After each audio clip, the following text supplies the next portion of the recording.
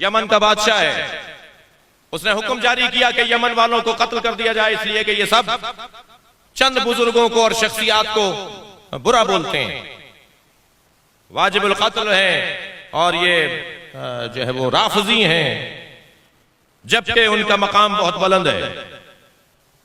जी कहा गया जी फला फला फला फला फला फला फला लोगों को ये बुरा बोलते हैं, उनका मकाम बहुत बुलंद है। दलील क्या है कि उनका मकाम बुलंद है? किसी ने कहा जी दलील, कहने लगे देखो फला बाग के अंदर जो दरख्त अनार का लगा हुआ है, उसके अनार के ऊपर इनके नाम छपे हुए हैं, कुदरती तौर पर इनके नाम कंदा हुए हैं। अगर अल्लाह इनसे प्यार ना कर रहा होता, अगर अल्लाह के नजदीक इनका मकाम नहीं होता, तो ये दरख्त अनार के ऊपर इनके नाम लिखे हुए हैं। जी बुला लिया गया, मोहम्मदून सलासा, 3 मोहम्मद नामी हमारे मुज्तहिदीन उस वक्त में, बताओ जवाब दो। जाके देखा साहब अनार के ऊपर वाकई कुछ नाम लिखे हुए हैं, ये तो अल्लाह ने नाम लिख के भेज दिया अनारों पर, तुम इन्हें बुरा बोलते हो। इन्होंने कहा जी हमें 3 दिन चाहिए, हम 3 दिन के बाद आपको जवाब देंगे। 3 दिन इन्होंने रोजा रखा। मैं एक आरिफ की खिदमत में था, जब कोई बहुत बड़ी अजीम हाजत होती है तो उरफा का दस्तूर है कि वो रोजा रखकर दुआ मांगते हैं। मैंने एक बुजुर्ग से पूछा कि क्या फलसफा है कि रोजा रखकर दुआ मांगी जाती है?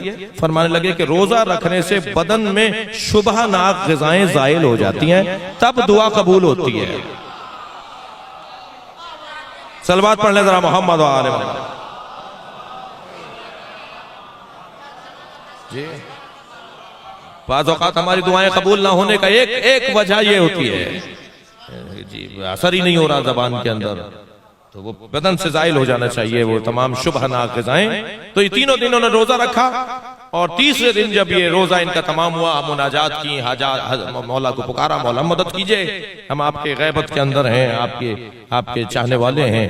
तो बहुत देर मुनाजात करते रहे, कोई रहनुमाई नहीं हुई, तो तीनों उठे के चलते हैं सहरा में, फिर इमाम से इस्तग़ाज़ा करते हैं कि सामने से एक मुसाफिर को आते हुए देखा, जिसका हुलिया इन्हें बता रहा था कि तवील सफर से लौटने वाला है।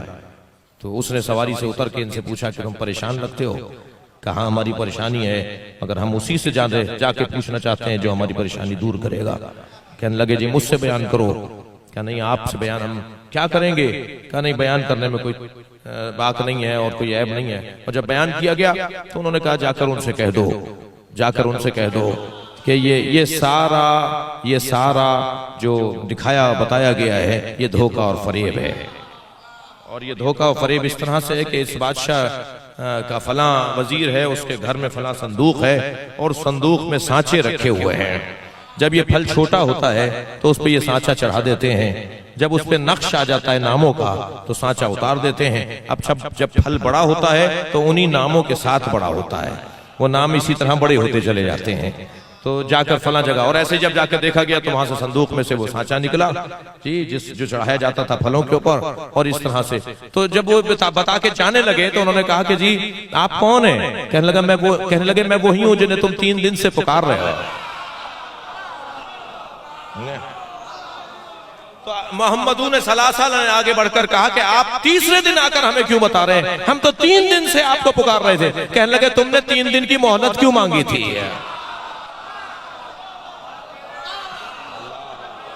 सलावत पढ़े मोहम्मद व आले मोहम्मद।